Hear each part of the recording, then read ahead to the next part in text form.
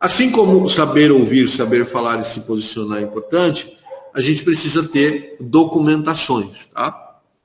E documentações para o seu trabalho.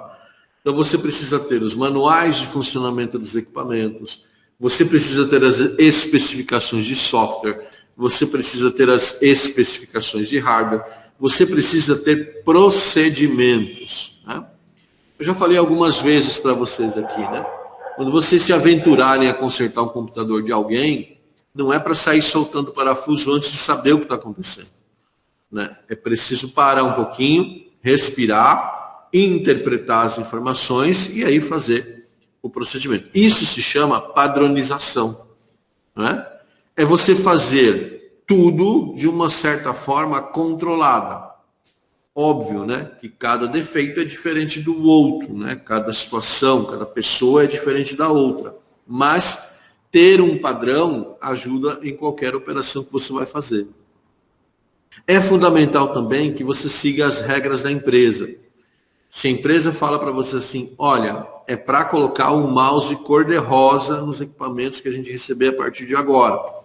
Você pode não gostar do mouse cor-de-rosa, mas essa é a regra do negócio.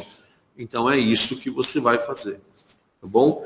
É importante que você busque, né, reduzir confusões, tá bom? Seja através de registros em papel, registros em sistema, o treino para deixar as informações mais claras e objetivas possíveis, né? E tudo isso, né, toda essa estruturação, toda essa documentação, ela é fundamental também quando você recebe um funcionário novo, não é? Como é que você vai treinar essa pessoa? Né? Qual é o procedimento que vai ser seguido quando o funcionário novo ele é recebido na empresa? Ah, esse funcionário que eu estou recebendo, ele fez o curso básico lá da Cisco, né? Ele fez a certificação ITE, então eu vou tratar com ele de uma forma diferente do que a forma que eu trataria com uma pessoa que não tivesse passado por nenhum tipo de treinamento. Então isso é ter um fluxo, ter uma sequência de documentos que garantam a você executar determinadas tarefas com a possibilidade maior de sucesso. A gente tem 4 tipos de documentação no TI, tá? O primeiro é a documentação de política, que é aquela que a gente falou nas aulas anteriores, né? O que pode, o que não pode, tá bom? Pode usar a internet? Não pode. Posso usar o e-mail pessoal? Não pode. Tá? Essa documentação de política precisa ser clara. E esta declaração de política hoje, ela existe mesmo em empresas que não são de TI, tá bom? Escritórios de advocacia, por exemplo, tem documentos de política hoje, e você não pode ficar vendo tudo e comentando com todo mundo que você viu, né? Então são regras, tá bom? Os documentos da operação e o planejamento, que basicamente isso aí é o funcionamento do negócio, né? Como é que você define as estratégias de curto e de longo prazo para aquele negócio continuar funcionando, tá? Então, nós temos 100 servidores, temos 200 switches, a nossa projeção para daqui a um ano é alcançar 120, fazendo isto, gastando esse valor X. Então, isso trata aí o documento da operação e do planejamento. Documentos do projeto tem muito a ver com o dia a dia, né? Então, você faz lá uma ação, você faz lá um procedimento que, por uma determinada razão, precisa ser alterado. Então, aí a gente faz toda essa parte de documentação do projeto para incluir essa sugestão como parte do procedimento. Tá? Se você trabalhou em empresa em algum momento da sua vida, você já passou por isso. Tá bom? Em algum momento você já passou. Por quê? Você fazia uma coisa de um determinado jeito, e aí surgiu uma ferramenta nova, ou a empresa trocou o software, ou aconteceu o equipamento, aconteceu alguma coisa que você precisou mudar aquele fluxo. Então, quem faz isso é a documentação do projeto.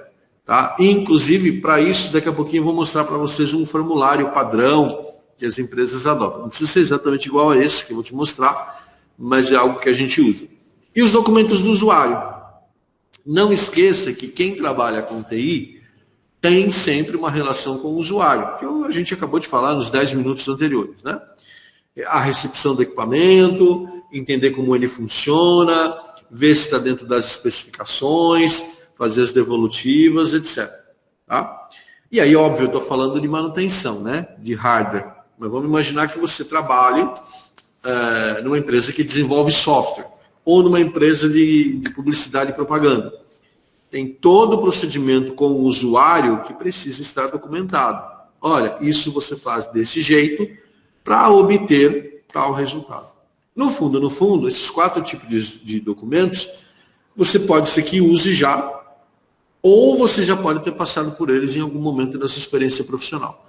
Se você é um empreendedor, né, se você vai começar a empreender, você vai perceber que toda a parte de treinamento básico para gestão de negócio, ela passa por esses documentos aqui.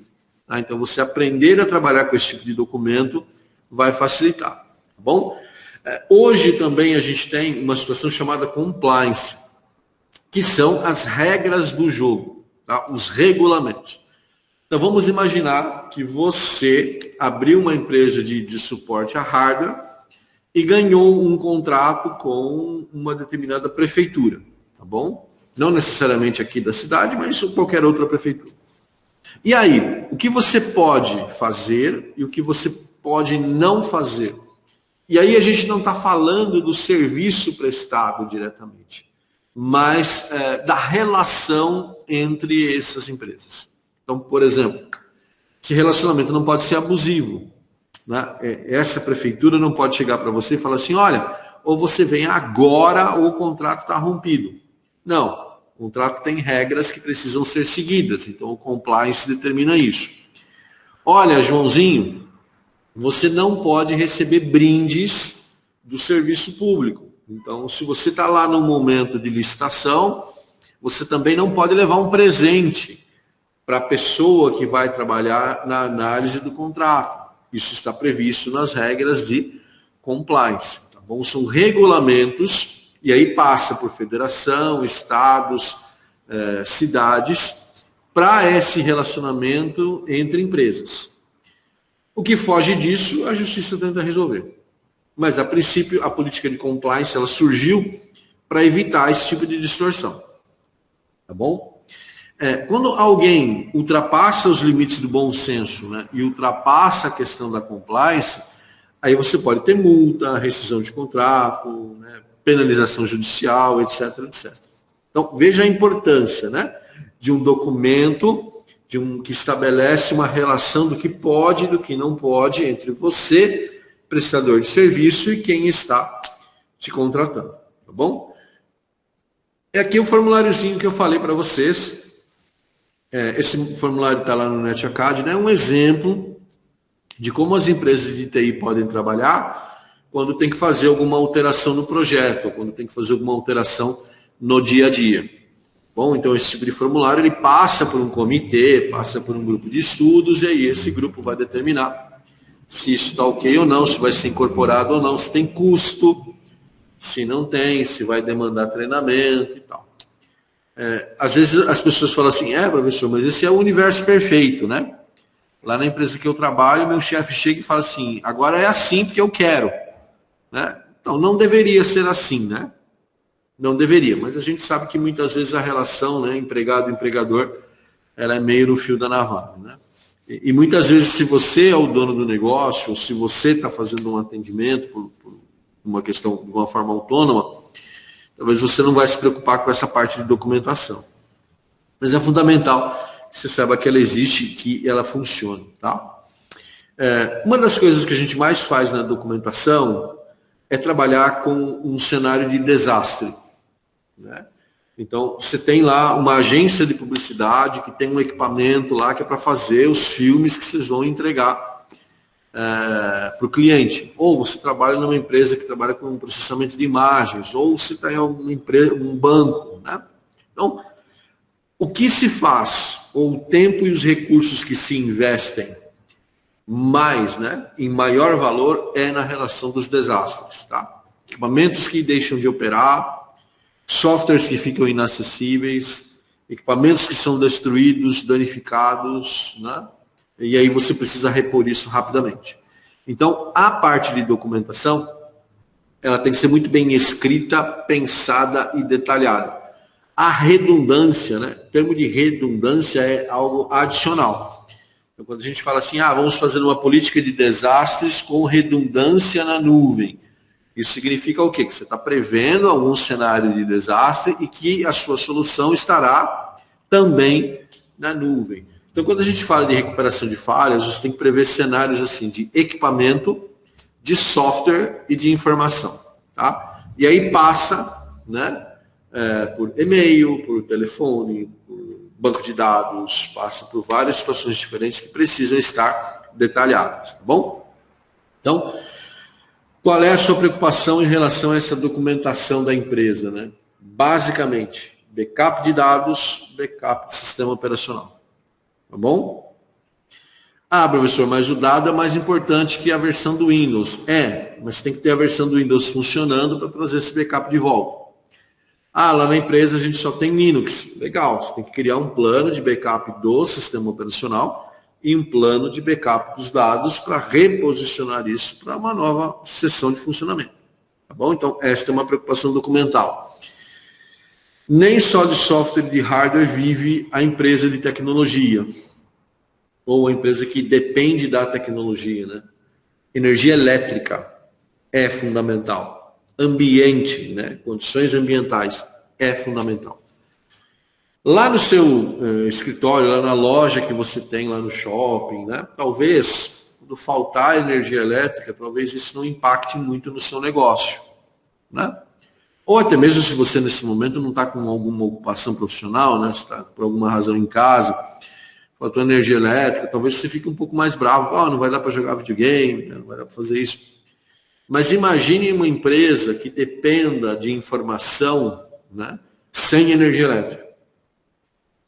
Pode ser um prejuízo de milhares de reais, né?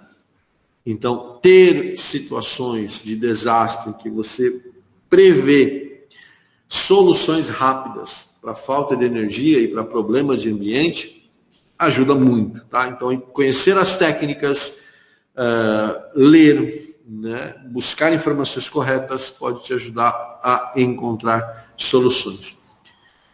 Basicamente, né, uma documentação que trate de recuperação de desastres, ela não é um pedaço de papel simples, tá? Ela é uma implementação, tá bom? E essa implementação ela tem basicamente 5 fases, mas ela pode ter mais, tá? Então, primeiro, né, é você analisar como é que aquela rede, como é que aqueles equipamentos vão voltar a funcionar, tá bom?